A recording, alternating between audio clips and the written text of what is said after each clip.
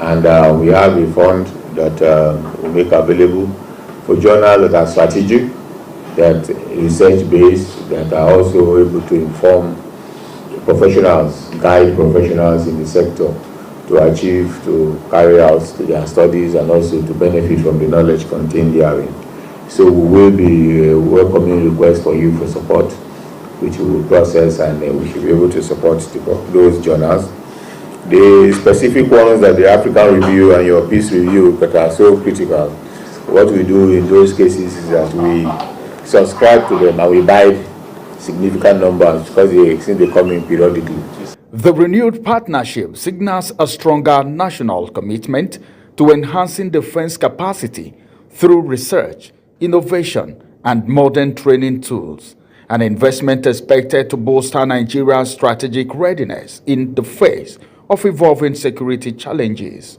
Ramsey Enoch Agbo reporting for Global TV.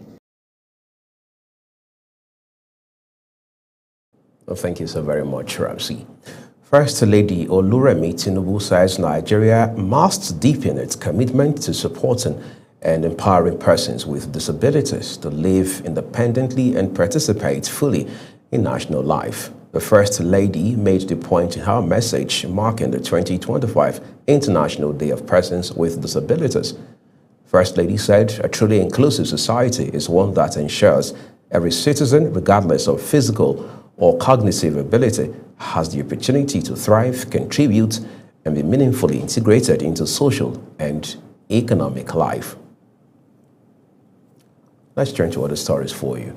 The federal government, through the Nigerian Consumer Credit Corporation, has launched a national digital device credit program that would make smartphones, laptops, and other essential digital tools more affordable for working Nigerians. In a statement, the corporation stated that the rollout followed the success of the pilot phase, which enabled over 1,000 Nigerians access smartphones through an affordable credit plan. It also stated that to deliver this initiative, it is working through one of its participating financial institutions, eFinance Company, with technology support from Credlark. Adebayo Olugbenga Ademola, better known as Frayo, has emerged as the People's Democratic Party candidate for Osun 2026 governorship election. The primary held in Osogbo, the state capital, under tight security presence.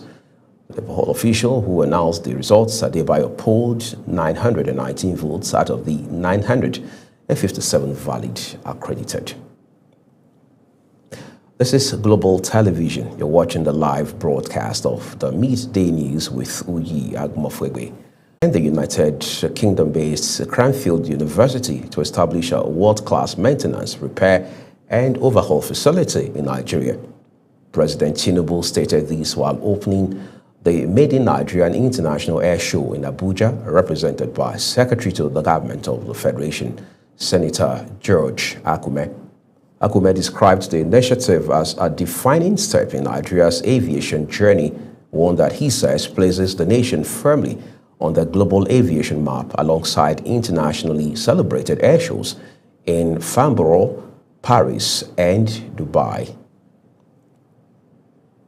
The local contractors under the All Indigenous Contractors Association of Nigeria have returned to the Federal Ministry of Finance, blocking both entrances as they pressed for the payment of what they described as long overdue debts for completed government projects.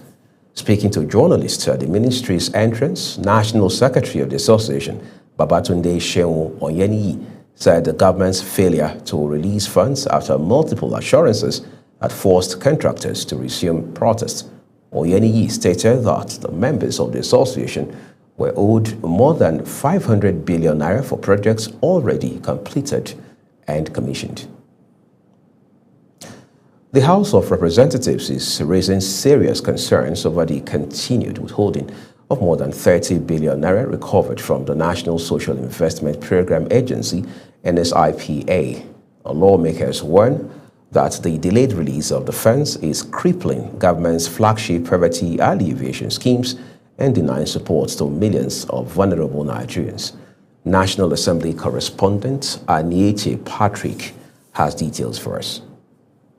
The alarm was triggered during Tuesday's plenary after a motion of urgent public importance moved by Saidu Abdullahi, member representing Niger State. Abdullahi told the House that NSIPA is the federal government's central coordinating body for major social intervention programs, from the GEEP micro credit schemes to the homegrown school feeding program and the grants for vulnerable groups. He said these initiatives were designed to lift poor households, boost school nutrition, support small businesses, and stabilize communities across the country. Credible sources have indicated that this recovery funds estimated that over 30 billion have not been remitted into NSIPA's designated treasury single account, thereby stalling program implementation and leaving millions of intended beneficiaries without the social and the economic support envisioned by the federal government. The lawmaker recalled that President Bola Tinubu suspended NSIPA operations in January 2024 to allow for a thorough investigation into alleged financial misconduct. According to him, various security and anti-corruption agencies subsequently traced, froze, and recovered billions of naira from commercial banks and payment service providers' funds originally meant for key programs like trader money, market money, farmer money, and the vulnerable groups grant. He warned that the delay is stalling the implementation of social programs and leaving millions of intended beneficiaries without critical economic relief. Deeply concerned that the prolonged non-release of these funds undermines the Renew Hope agenda by slowing down poverty alleviation efforts, weakening small-scale enterprises, exacerbating hardship in rural and urban communities, delaying local economic stimulation, and eroding public trust in the government's social protection commitments. Responding to the motion, Deputy Speaker Benjamin Kalu, who presided over plenary, announced that an ad hoc committee will be constituted to investigate all funds recovered from NSIPA between 2024 and 2025. The Constitution will start from tomorrow. After we finish our consideration of report, because the other paper is going to be light, we'll start debate on the Constitution. This will take place tomorrow, Wednesday. He assured that the committee's findings will help establish accountability and determine the exact status of the withdrawn funds. From the National Assembly, Anye T. Patrick reporting for Global TV News. We appreciate your reporting, Anye T. Let's now take you beyond the shores of Nigeria, where Venezuelan Vice President and Minister of Petroleum Delcy Rodriguez has condemned the United States court's decision to authorize the fraudulent and forced sale of Venezuelan oil company Citgo in the United States to pay off billions of dollars in debts. Rodriguez said in a statement read on state television about the scale which the Venezuelan government has always opposed. Delaware Judge Leonard Stark last week ordered the sale of Citgo's parent company to Amber Energy, an affiliate of the hedge fund Elliott Investment Management, for $5.9 billion. Elliott Investment Management says in a statement that the court order was backed by a group of strategic U.S. energy investors. United States Secretary of Agriculture Brooke Rollins has threatened to revoke federal funds from democratic states that are currently fighting in order to surrender data about food assistance recipients. During the last cabinet meeting of the year, Rollins spoke about the ongoing lawsuits which pits 21 states and the District of Columbia against the administration of United States President Donald Trump. The United States Department of Agriculture has demanded that states hand over identifying information about recipients who benefit from the Supplemental Nutrition Assistance Program. Still on the foreign scene, illegal mining in South Africa is a complex and widespread issue driven by poverty, high unemployment numbers, and the existence of numerous abandoned mines. The practice, largely carried out by informal miners known as Zama-Zamas, a Zulu term meaning hustlers or those who try their luck, has significant negative impacts on the economy, communities, as well as the environment. Illegal mining has flourished in South Africa in recent decades, as many industrial mines have been exhausted. Analysts estimate there are about 30,000 Zama-Zama illegal miners, producing 10% of South Africa's gold output in 6,000 abandoned mine shafts, often controlled by violent criminal syndicates. The miners, illegal as their activities may be, think of their trade as one that contributes to the well-being of communities as well as adds value to the local economy. We have to talk about equity and recognize that our people, ever since the beginning of time here in Ermelo, have never benefited anything. I'm not talking about surviving. I'm talking about benefit, meaningful participation and benefit from the minerals. Never. However, locals say they have not benefited from large-scale formal mining and fear being left behind by a move to green energy. These things we're doing here is playing a big role to the communities, because this coal we transported from here to communities. So those people, they used to cook, to make it warm themselves. South Africa is among the world's top producers of coal, which fires about 80% of the country's electricity.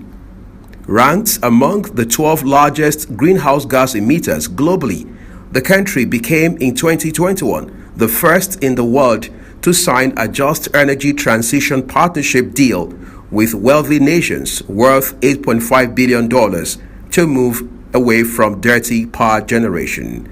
Uyi Agbomofwegbe, reporting for Global TV News.